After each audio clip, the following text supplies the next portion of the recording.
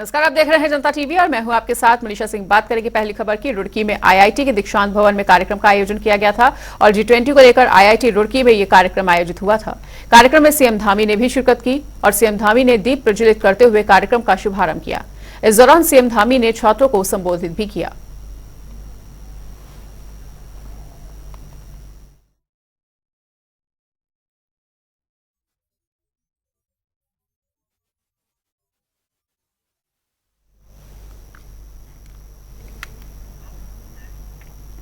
आगामी लोकसभा चुनाव को लेकर उत्तराखंड बीजेपी हर स्तर से तैयारियों में जुटी हुई है और इसी के तहत प्रदेश की 23 विधानसभा सीटों की जिम्मेदारी पार्टी ने अपने सांसदों को सौंपी है, जो 2022 के चुनाव के दौरान विपक्षी दलों ने जीती थी।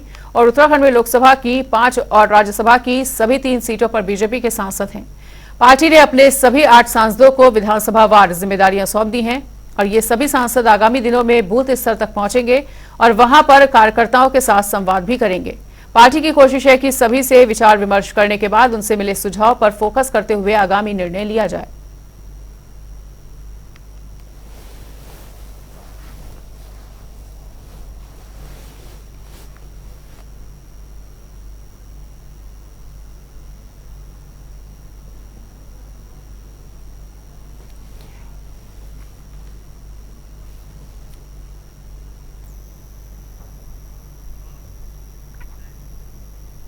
अंतर्राष्ट्रीय ब्रेस्ट फीडिंग सप्ताह 1 अगस्त से 7 अगस्त के बीच में मनाया जाता है। वहीं राजधानी देहरादून के निजी चिकित्सालय में ब्रेस्ट फीडिंग सप्ताह कार्यक्रम का आयोजन किया गया था और इसमें मुख्य अतिथि के रूप में उत्तराखंड के मुख्यमंत्री पुष्कर सिंह धामी की पत्नी गीता धामी ने दीप जलाकर कार्यक्रम का शुभारंभ किया और इस मौके पर उन्होंने सभी देशवासियों को विश्व स्तनपान दिवस की शुभकामनाएं भी दी।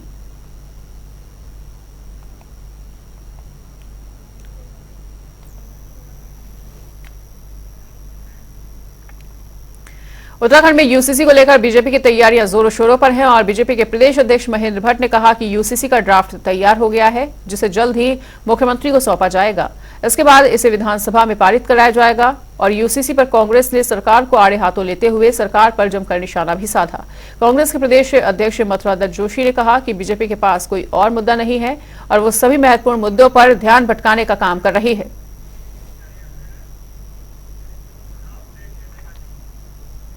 और इसी के साथ सीधा रुख करते हैं, हरियाणा डीजीपी प्रेस कॉन्फ्रेंस कर रहे हैं, सुनिए क्या कुछ कह रहे हैं। और उनकी पुलिस रिमांड ली जाएगी और उनसे और विस्तार से पूछताछ किया जाएगा।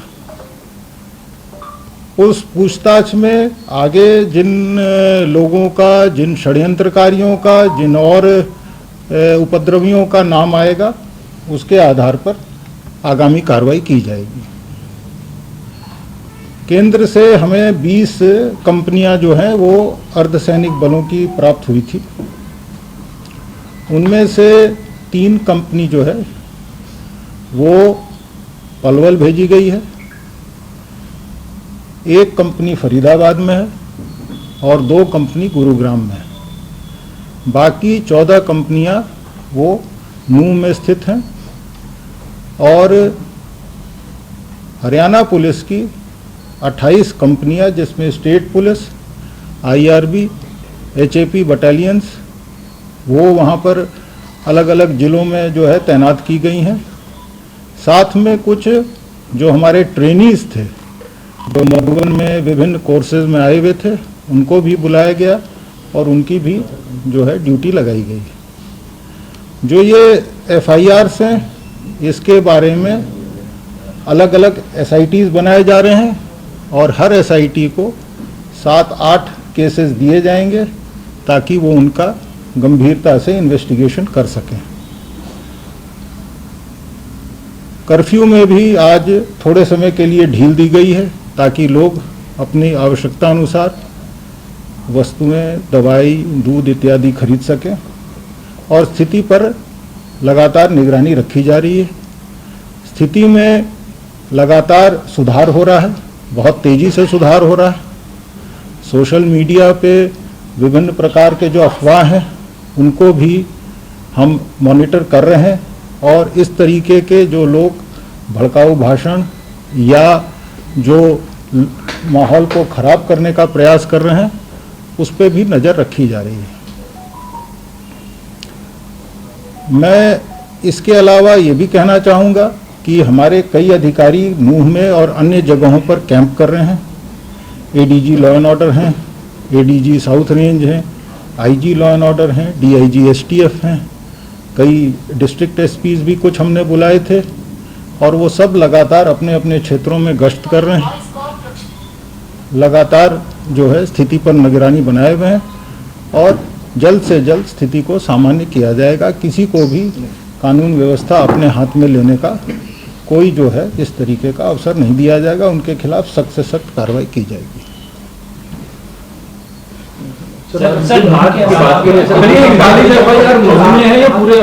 नहीं, ये नूह में है। नूह में 41 एफआईआर है, उसमें 116 आदमी पकड़े गए हैं। इसके अलावा नूह में अभी 90 आदमी और भी हमने डिटेन किए हैं, उनसे भी हम पूछताछ कर रहे हैं उनका क्या इन्वॉल्वमेंट है और जो संदिग्ध पाए जाएंगे उनके खिलाफ भी जो है उन्हें अरेस्ट किया जाएगा, उनके खिलाफ कानूनी कार्रवाई की जाएगी। विश्व हिंदू परिषद ने पेन इंडिया पे आज प्रोटेस्ट की बात की, उसको लेके पूरे हरियाणा की मैं बात करूं, किस तरीके के इंतजाम है पुलिस के? सभी जगह हम लोगों ने सख्त हिदायत दी है। जैसे भी ये कॉल हुआ, इसके अलावा भी चूंकि इस तरह की घटना है उसकी प्रतिक्रिया होती है, तो उसके बारे में लगातार हम जो है सचेत हैं और सबको, सभी डिस्ट्रिक्ट एसपीज को, कमिश्नर्स ऑफ पुलिस को, रेंज आईजीज को, एडीजीज को, डीसीपीज को ये सख्त हिदायत है कि वो अपने अपने क्षेत्र में लगातार निगरानी रखें। जो संवेदनशील इलाके हैं उन पे पुलिस प्रेजेंस रखें और कोई भी उपद्रवकारी है या कोई भी शरारती तत्व है उसके खिलाफ सख्त से सख्त तरीके से निपटा जाए। सर, पुलिस के कुछ जवान थे जिनको चोट लगी थी इस पूरे मामले में, और अब किस तरीके के हालात उनके, कितने लोगों को लगी थी इसमें चोट और बुलेट इंजरी कितने लोगों को? ये हरियाणा पुलिस की बात कर रहा हूँ। ऐसा है कि जैसे आपको पता है हमारे 2 जो है होमगार्ड के जवान वो शहीद हुए थे, उनके वो जो है ड्यूटी पे उन्हें चोट लगी थी, उनकी मृत्यु हुई है। उनको विभाग जो है अपने तरफ से श्रद्धांजलि भी देता है और उनको आर्थिक सहायता भी दी जा रही है। इसके अलावा करीब 19-20 और पुलिस के मुलाजिमों को ड्यूटी के दौरान चोटें लगी थी, उनमें से ज़्यादातर ठीक हैं, कुछ एक अभी उपचाराधीन है। मुझे उम्मीद है जल्द से जल्द वो ठीक हो जाएंगे। गोली कितने पुलिसकर्मियों को लगी थी? गोली से कितने लोग घायल हुए थे उस दौरान? ऐसा है कि अब एग्जैक्ट डिटेल ये कह पाना कि कितने थे, बल्कि एक हमारे अधिकारी थे, उन्हें पेट में या रीढ़ में गोली लगी थी। इसके अलावा 1-2 लोग और हो सकते हैं जिन्हें छर्रे वगैरह लगे हों। डिटेल ऑफ जो है इंजरीज ये तो ऑफ हैंड कह पाना मुश्किल है, किंतु जो भी हैं वो उपचाराधीन है और कई उनमें से ठीक हो चुके हैं। मोनू मानेसी के ऊपर एक एफआईआर दर्ज हुई थी पटौदी में, और उसके बाद सोशल मीडिया पे लगातार उसने लोगों को ये भी कहा था कि वो मेवात इस यात्रा में शामिल होगा, और उसके बाद ये पूरे हालात बने। मोनू मानेसी सर की गिरफ्तारी कब तक सर देखते हैं? ऐसा है कि जो ये एक प्रचार चला था, एक वीडियो जारी हुआ था, उसके बाद वो डिलीट हुआ और उससे हालात बिगड़े, ये भी जांच का विषय है और इस पे भी एसआईटी जांच करेगी और शीघ्र अतिशीघ्र मैंने जैसा कहा जो भी लोग इसमें संलिप्त हैं इस घटना में उनके खिलाफ सख्त से सख्त कार्रवाई की जाएगी। सर, क्या पुलिस के पास गुरुग्राम को सेफ रखने के लिए कोई प्लान है? आईटी हब है गुरुग्राम, बहुत बड़ा, लड़के लड़कियां यहाँ काफी होते हैं, ऐसे में दंगा बढ़ा सकता है, इसको लेकर क्या कुछ तैयारियां हैं सर? देखिए, कुल मिला जुला के जो शहर है उसमें एक घटना हुई थी एक मस्जिद की, उस पर केस दर्ज हुआ है, उस पर लोग गिरफ्तार हुए हैं। इसके 4 व्यक्ति अभी तक गिरफ्तार हुए हैं। इसके अलावा कुछ बाहरी क्षेत्रों में बादशाहपुर के तरफ, सोहना के तरफ कुछ घटनाएं हुई हैं, उनमें भी प्राथमिकी दर्ज हुई और शीघ्र अतिशीघ्र उसमें सभी में जो है कानूनी कार्रवाई होगी, हो भी रही है। कई केसेस में राउंड अप भी हुए हैं लोग, कुछ के खिलाफ निवारक जो प्रिवेंटिव एक्शन है वो भी लिया जाएगा और सख्त कार्रवाई की जाएगी। गुरुग्राम पूरी तरीके से सुरक्षित है, ये मैं आश्वासन देता हूँ। 27 जुलाई को मोनू मानेसर ने सोशल मीडिया पर एक वीडियो वायरल किया था, उसके बाद से लगातार सोशल मीडिया पर इस तरह की चीजें चल रही थी। क्या मानते हैं कि मेवात पुलिस की इंटेलिजेंस का लैप्स है, ये उसी की वजह से ये हिंसा हुई है नूह में? देखिए, जब इस तरह की घटना होती है तो कई सारे प्रश्न उठते हैं, उन प्रश्नों की समीक्षा करना, उसके तह तक जाना, ये एक अलग है। फिलहाल हमारा ध्येय ये है कि जो स्थिति उभर रही है उस पर लगातार नज़र रखें और उस पर त्वरित कार्रवाई करें ताकि आम नागरिकों की जो जान है, उनका जो सामान है, उनका माल है, जो प्रॉपर्टी है, लाइफ है, that is saved and the situation is retrieved as far as normal. Sir, क्या आप मानते हैं ये प्री प्रायोजित था सारा कुछ? ऐसा है, जैसे मैंने कहा आपको कि षड्यंत्र है या जो भी है, ये इस पे अटकलें लगाने की बजाय जो ये बातें उठी हैं इनके तह तक हम जाएंगे। जो भी लोग इसमें सम्मिलित हैं, यदि कोई षड्यंत्र है तो कौन कौन इसमें षड्यंत्र में शामिल था, कौन कौन इसके पीछे लोग थे, वो सब के खिलाफ जो है कार्रवाई होगी। और सर, गुरुग्राम के अलावा पलायन की एक मिनट जो जो सबूतें मिलेंगी उनके आधार पे बिल्कुल न्यायोचित कार्रवाई की जाएगी। अब सोशल मीडिया पे लगातार चल रहा है कि गुरुग्राम के कुछ मॉल्स हैं, सिनेमा घर है, उनको बंद कर दिया गया एहतियात के तौर पर। मुझे ऐसा नहीं लगता है कि कोई भी मॉल बंद किया गया है या किसी भी प्रकार से किसी भी दफ्तर गुरुग्राम में कोई ऐसी घटना नहीं हुई है जहां कोई मॉल बंद किया गया हो। यदि इस तरह की कोई सूचना है या इस तरह का कोई भ्रामक प्रचार किया जा रहा है तो ये बिल्कुल गलत है। गुरुग्राम पूरी तरीके से सुरक्षित है और मैं आश्वासन देता हूं कि यहाँ किसी किस्म का कोई बलवा या कोई इस तरह की घटना होने को बिल्कुल नहीं दिया जाएगा। जो लोग इसमें करने का प्रयास करेंगे उनके खिलाफ सख्त से सख्त कार्रवाई की जाएगी। प्रवासी लोगों को निशाना बनाया गया है, प्रवासी मुसलमानों को निशाना बनाया गया है, तो गुरुग्राम पुलिस की तरफ से या हरियाणा पुलिस की तरफ से क्या कुछ इंतजाम किए जाएं ताकि उनको विश्वास रहे कि गुरुग्राम उनके लिए सुरक्षित है? ऐसा है, मैंने जैसे कहा है कि सभी लोग सुरक्षित हैं। कुछ शरारती तत्व इस तरीके के घटनाओं का मौके का फायदा उठा के प्रयास करते हैं, कुछ केसेस उन्होंने किए हैं, लेकिन उन सब से सख्ती से निपटा जा रहा है। और लगातार पुलिस जो है वो ये प्रयास कर रही है और काफ़ी हद तक सफल हुई है कि स्थिति जो है बहुत जल्दी परसों के बाद कल और आज में लगातार स्थिति में बहुत ज़्यादा सुधार हुआ है। डीजीपी पीके अग्रवाल प्रेस कॉन्फ्रेंस करते हुए नजर आए और नो हिंसा पर डीजीपी पीके अग्रवाल ने साफ तौर पर कहा है कि जांच के लिए अलग अलग एसआईटी बनाई जाएगी, एसआईटी का गठन किया जाएगा और नूह में अब तक 116 आरोपी गिरफ्तार भी हो चुके हैं। सोशल मीडिया पर हमारी कड़ी नजर बनी हुई है, इस तरह का बयान देते हुए भी वो नजर आए और उन्होंने कहा कि आज कर्फ्यू में ढील भी दी गई है। वहीं मॉल बंद होने की बात को लेकर उन्होंने कहा कि कोई भी मॉल बंद नहीं है और स्थिति पूरी तरह से नियंत्रण में है, तो गुरुग्राम पूरी तरह से सुरक्षित है, ऐसा डीजीपी ने कहा है। और उन्होंने कहा कि जो भी दोषी होगा उसे कड़ी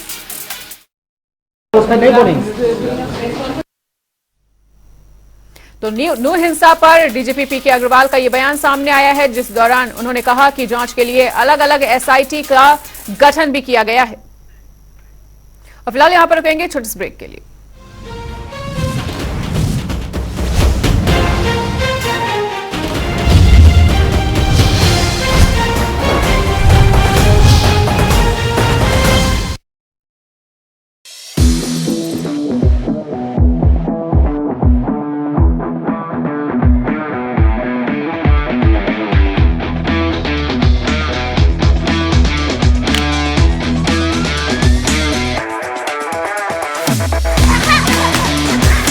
मैं चाहना कि खिडारी ਜਿਹੜੇ ਨੇ ਜਦੋਂ ਖੇਡ ਰਹੇ ਹੋਣ ਉਹਨਾਂ ਨੂੰ ਕੋਈ ਘਰ ਦੀ ਚਿੰਤਾ ਨਾ ਹੋਵੇ, ਉਹਨਾਂ ਨੂੰ ਆਪਣੇ ਪਰਿਵਾਰ ਦੀ ਆਰਥਿਕਤਾ ਦੀ ਚਿੰਤਾ ਨਾ ਹੋਵੇ, ਤਾਂ ਉਹ ਵਧੀਆ ਖੇਡਣਗੇ।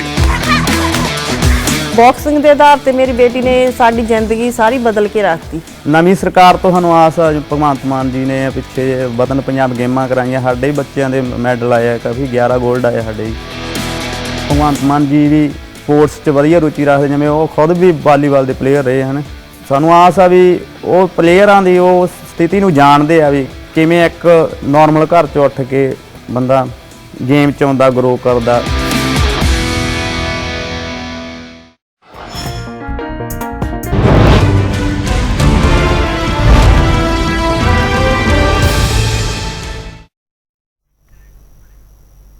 ब्रेक के बाद स्वागत है और एक बड़ी खबर का रुख कर लेते हैं। बड़ी खबर, बड़ी जानकारी आ रही है इस वक्त के सामने। एक और बड़ा अपडेट आपको बता दें, उत्तराखंड में मौसम विभाग का पूर्वानुमान, 5 जिलों में भारी बारिश की आशंका जताई गई है और अन्य जिलों में भी बारिश का अनुमान लगाया गया है। तो प्रदेश में तेज बारिश का येलो अलर्ट भी जारी कर दिया गया है और 5 अगस्त तक प्रदेश भर में येलो अलर्ट जारी किया गया है। तो इस वक्त की बड़ी खबर, बड़ी जानकारी आपको बता रहे हैं, 5 अगस्त तक प्रदेश भर में येलो अलर्ट जारी हुआ है और उत्तराखंड में मौसम विभाग ने पूर्वानुमान जारी कर दिया है और उन्होंने कहा है कि 5 जिलों में भारी बारिश की आशंका बनी हुई है और अन्य जिलों में भी बारिश का अनुमान बताया गया है। तो प्रदेश में तेज बारिश को लेकर येलो अलर्ट जारी कर दिया गया है और 5 अगस्त तक प्रदेश भर में येलो अलर्ट जारी रहेगा। तो इस वक्त की बड़ी खबर, बड़ी जानकारी आपको बता रहे हैं, उत्तराखंड में मौसम विभाग ने पूर्वानुमान जारी कर दिया है और तेज बारिश की संभावना जताई गई है। और इसी बड़ी खबर पर जानकारी के लिए यशराज आनंद हमारे साथ जुड़ चुके हैं, तो यशराज का रुख कर लेते हैं। यशराज, भारी बारिश को देखते हुए येलो अलर्ट एक बार फिर से जारी कर दिया गया है, अभी की क्या कुछ ताजा स्थिति वहां पर? जी बताना चाह रहा हूँ कि भारी बारिश को देख येलो अलर्ट जारी कर दिया गया। मौसम निदेशक विक्रम सिंह ने बताया है कि उत्तराखंड में काफी ज्यादा अभी बारिश होने की संभावना है, वही भूस्खलन की भी संभावना उन्होंने व्यक्त की है। उन्होंने स्पष्ट रूप से कहा है कि हरिद्वार, पौड़ी, बागेश्वर, चमोली जिले में जो भी वहां पर रहने वाले वहां पे बासिंदे हैं वो जरूरत पड़ने पर ही घर से बाहर निकले, अदरवाइज वो घर से बाहर ना निकले। साथ ही साथ उन्होंने यात्रियों को भी यात्री चारधाम यात्रा को लेकर जा रहे हैं, उन्होंने उनसे भी आग्रह किया है कि वो पहले मौसम की स्थिति को जान लें, उसके बाद ही आगे की यात्रा को वो सुचारू रूप से चालू करें। तो इसी को देखते हुए लगातार मौसम विभाग के द्वारा चेतावनी वहीं दी जा रही है, वहीं प्रशासन भी अलर्ट मोड पर नजर आ रही है। एसडीआरएफ और एनडीआरएफ की टीम भी लगातार तैनात कर दी गई है और साथ ही साथ गंगा और उनके क्षेत्रों में भी लगातार वहां पर एसडीआरएफ और एनडीआरएफ की टीम नौका के साथ गश्त भी कर रही है। चूंकि रात में 10 बजे से लेकर सुबह के 4 बजे तक यात्रा पहाड़ों पर बाधित रहती है, यात्रा को रोक दिया जाता है। प्रशासन के द्वारा इसको देखते हुए भी वहां पर अलर्ट मोड जारी कर दिया गया है कि कोई भी यात्री 10 बजे से सुबह के 4 बजे तक यात्रा ना कर सके। तो इस प्रकार से देखते हुए लगातार मुख्यमंत्री पुष्कर सिंह धामी भी आपदा पर नजर बनाए हुए वो आपदा प्रबंधन आपदा केंद्र जाते हैं, जो सचिवालय में आपदा केंद्र स्थित है वहां पर आपदा केंद्र जाकर के निरीक्षण कर रहे हैं और साथ ही साथ जो भी विधि व्यवस्थाएं सब पर अपनी नजर कराए हुए हैं। वहीं दूसरी सबसे बड़ी बात है स्वास्थ्य की भी यदि बात की जाए तो स्वास्थ्य की भी यदि बात की जाए तो स्वास्थ्य क्षेत्र में भी स्वास्थ्य सचिव डॉक्टर आर राजेश कुमार और डॉक्टर धन सिंह रावत स्वास्थ्य मंत्री ने भी यह कहा है कि स्वास्थ्य में जो भी सुचारू व्यवस्था होनी चाहिए वो व्यवस्था की जाएगी, क्योंकि लगातार प्रदेश में बारिश के साथ साथ डेंगू भी एक बहुत बड़ा खतरा बनते जा रहा है। तो इस खतरे से निपटने के लिए भी अस्पतालों के प्रबंधन को सही कर दिया गया है और सही दिशा निर्देश दिया जा रहा है। वहीं पहाड़ों पर आपको बता दें कि थोड़ी सी स्वास्थ्य समस्या में दिक्कत आ जाती है, लेकिन पहाड़ों पर भी इस बार स्वास्थ्य को लेकर बेहतरी का उपाय किया जा रहा है। जी बिल्कुल यशराज, तो जिस तरह से आपने बताया कि डेंगू का खतरा भी बढ़ता जा रहा है, इसी बीच आई फ्लू को लेकर भी मरीजों की संख्या में लगातार इजाफा होता हुआ नजर आ रहा है। लोगों से घरों में रहने की अपील की जा रही है, लेकिन अब जो स्थिति बनी हुई है, एक लंबे समय से यहाँ पर बारिश हो रही है और उसके बाद लोगों को घरों में रहने में भी दहशत महसूस हो रही है। जी बिल्कुल, मैं बताना चाह रहा हूं कि काफी लंबे समय से करीब एक डेढ़ महीने से बारिश लगातार उत्तराखंड में हो रही है। वहीं मैदानी क्षेत्र की यदि बात की जाए, हरिद्वार, ऋषिकेश, देहरादून, यहां भी भारी बारिश हो रही है। साथ ही साथ पहाड़ी क्षेत्रों में भी बारिश की बहुत हो रही है। तो इसको देखते हुए लगातार लोगों को जब तक हिदायत दी गई थी वो लोग घर में ही रहें, लेकिन आखिर घर में भी कब तक रहा जा सकता है। इसके बाद सबसे बड़ी बात जो आपने एक प्रश्न किया कि डेंगू के विषय में, और साथ ही साथ डेंगू के बाद आई फ्लू, तो आई फ्लू के भी विषय में हमारी डॉक्टर से भी बात हो चुकी है। दून अस्पताल के डॉक्टर्स उन्होंने स्पष्ट रूप से कहा कि आई फ्लू जो है वो 1 सप्ताह तक रहता है, 1 सप्ताह के बाद आई फ्लू वो ठीक हो जाएगा। और दूसरी सबसे बड़ी बात है, आई फ्लू जिस घर में भी हो जाता है, चाहे वो बच्चे को हो चाहे वो बड़े को हो, तो उनके जो गमछे का इस्तेमाल जो किया जाता है, तौलिए का इस्तेमाल किया जाता है, उनके कपड़े के इस्तेमाल जो किया जाता है बच्चे के द्वारा, उसको दूसरे कोई घर के सदस्य उसका इस्तेमाल ना करें, क्योंकि यदि दूसरे कोई सदस्य इस्तेमाल करते हैं तो उससे आई फ्लू उस कांटेक्ट में आएंगे और उनको भी आई फ्लू होने की संभावना है। और आई फ्लू से डरने वाली बात नहीं है, 1 सप्ताह तक मैक्सिमम आई फ्लू 1 सप्ताह तक रहेगा, उसके बाद ये आई फ्लू चला जाता है। नजदीकी स्वास्थ्य केंद्र जाकर जरूर डॉक्टर के परामर्श से ले लिया, चिकित्सा कराई जाए, दवाई ली जाए। जी ठीक है यशराज, तो इस तमाम जानकारी को हमारे साथ साझा करने के लिए आपका बहुत बहुत शुक्रिया। प्रदेश में लगातार बारिश की स्थिति बनी हुई है और उत्तराखंड में लगातार बारिश का सिलसिला जारी है। वहीं प्रदेश सरकार ने कैबिनेट मंत्रियों को जिले की व्यवस्था को दुरुस्त करने के लिए जिम्मेदारी भी सौंपी है और इसी क्रम में नैनीताल और चंपावत जिले की प्रभारी मंत्री रेखा आर्या ने जिलों का दौरा भी किया है।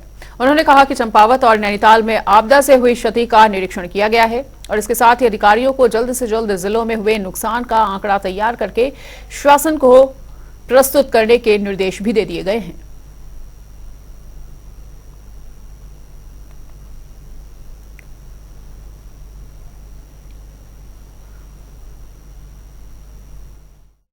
देखिए, जनपद नैनीताल की यदि हम बात करते हैं और जनपद चंपावत की हम बात करते हैं, क्योंकि दोनों ही जनपद के हम प्रभारी हैं और दोनों ही जनपदों में आपदा के दृष्टिगत क्या क्या नुकसान हुआ है उसका निरीक्षण किया है। मैं समझती हूँ कि एक गांव था जहां पर आपदा का बहुत अधिक हमें कुप्रभाव देखने को मिला और उस गांव का निरीक्षण हमने किया और निरीक्षण करने के साथ में अधिकारियों को वहां की जनभावनाओं के अनुरूप भविष्य का रोड मैप तैयार करने के लिए कहा है। वहीं उत्तराखंड के पंचायती राज मंत्री सतपाल महाराज ने लोक निर्माण विभाग की तर्ज पर पंचायतों को कूड़ा मुक्त करने के लिए ऐप बनाने के निर्देश दिए हैं और पंचायती राज निदेशालय में हुई समीक्षा बैठक में सतपाल महाराज ने हरिद्वार भ्रमण के दौरान गंदगी मिलने पर कड़ी नाराजगी भी जताई। मंत्री ने कहा कि विभाग लोनिवि की तर्ज पर ऐप बनाए और इससे ग्रामीण क्षेत्रों में कूड़ा होने पर फोटो के माध्यम से उसकी सूचना विभाग को मिल सके और कूड़े का निस्तारण भी किया जा सके। ये ऐप से चलने वाली सरकार नहीं है, ऐप तो सुविधा के लिए है और जब ऐप को डेवलप किया जाता है तो उसमें कुछ त्रुटियां आती हैं, कुछ कमियां आती हैं, उनको फिर और ठीक किया जाता है। तो आप जो देख रहे हैं कि आज पूरे मोबाइल के अंदर ऐप लगे हुए हैं तो उसके अंदर विस्तार हुआ है, विकास हुआ है। तो निश्चित रूप में उसके जरिए हम लोग इन्फॉर्मेशन ले रहे हैं। मैं कुछ दिन पहले लंदन गया था, जब मैंने एक गड्ढा मुक्त ऐप की बात की तो लोगों ने कहा साहब ये हमें भी दे दीजिए, क्योंकि लंदन में ऐसा है ही नहीं। तो हम ये चाहते हैं कि लेटेस्ट टेक्नोलॉजी आए। माननीय प्रधानमंत्री जी का यह है कि लेटेस्ट टेक्नोलॉजी आए। आज आप देखिए चंद्रयान जिस प्रकार की उपलब्धि हासिल कर रहा है, ये प्रत्येक भारतीय उसके लिए गौरवान्वित होता है कि आज जो है हमने सिंगापुर की कम से कम 10 सैटेलाइट जो है लॉन्च कर दी है। तो ये बहुत बड़ा काम हो रहा है। तो ऐप के जरिए बहुत भला होगा, काम होगा और ये नई टेक्नोलॉजी है जिसका हम विस्तार कर रहे हैं। देहरादून में उद्यान विभाग के निलंबित चल रहे निदेशक डॉक्टर हरमिंदर सिंह बवेजा के एसआईटी जांच होगी अब और शासन ने जांच के लिए एसआईटी गठित करने का आदेश जारी कर दिया है। वित्तीय अनियमितताओं, जरमोला उद्यान नर्सरी घोटाले समेत कई मामलों को लेकर सरकार ने निदेशक उद्यान डॉक्टर बवेजा को 13 जून को निलंबित कर दिया था और अब उनकी जांच चल रही है, जिसका दायरा कई जिलों तक बढ़ भी गया है।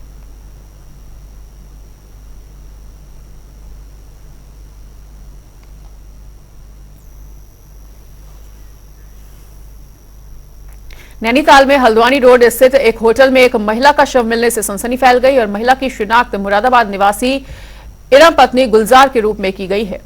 बताया जा रहा है कि महिला अपने पति के साथ सोमवार को होटल में रुकी हुई थी और गुलजार दोपहर में होटल कर्मियों से पत्नी का स्वास्थ्य खराब होने और दवा लाने की बात कहकर निकल गया था।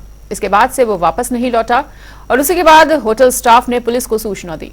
घटना की सूचना मिलते ही सीओ नैनीताल विभा दीक्षित और तहसीलदार और थाना अध्यक्ष मौके पर पहुंचे और जांच पड़ताल शुरू की।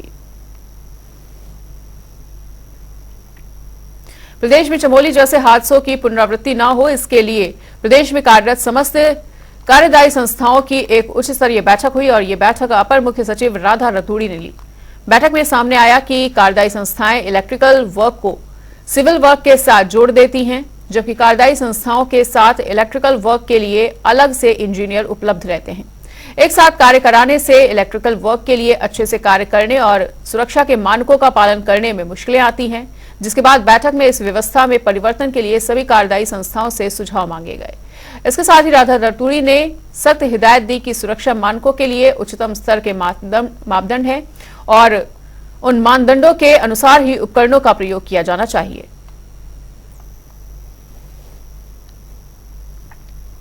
रुड़की के गांव पुनियाला के राजकीय प्राथमिक स्कूल में एक अलग ही नजारा सामने आया है। दरअसल स्कूल के प्रधानाचार्य पर आरोप है कि उन्होंने स्कूल का एक कमरा किसी व्यक्ति को किराए पर दिया है और उसके साथ ही स्कूल के एक कक्ष में शादी समारोह का भी आयोजन होता हुआ नजर आया। वहीं इस पर मुख्य शिक्षा अधिकारी कमलेश कुमार ने साफ कहा है कि अगर इसमें किसी भी तरह से प्रधानाचार्य का हाथ सामने आया तो उन पर कड़ी से कड़ी कार्रवाई की जाएगी। ऐसा है कि जो हमारी नियमावली कहती है उसमें विद्यालय को सार्वजनिक उपयोग के लिए या बारात के लिए उपयोग में नहीं दिया जा सकता। अब ये चूँकि मामला संज्ञान में है, वैसे पनियाला जो सेकंड की बात आप कर रहे हैं वो अभी तक मैं वहाँ जा नहीं पाया हूँ। संबंधित खंड शिक्षा अधिकारी से हम जो है इसकी जांच भी कराएंगे और डीओ बेसिक को बोलेंगे इसकी जांच करा करके कि वास्तविक स्थिति क्या है। और फिलहाल यहाँ पर रुकेंगे छोटे से ब्रेक के लिए। खबरों का सिलसिला लगातार जारी है, देखते रहिए जनता टीवी।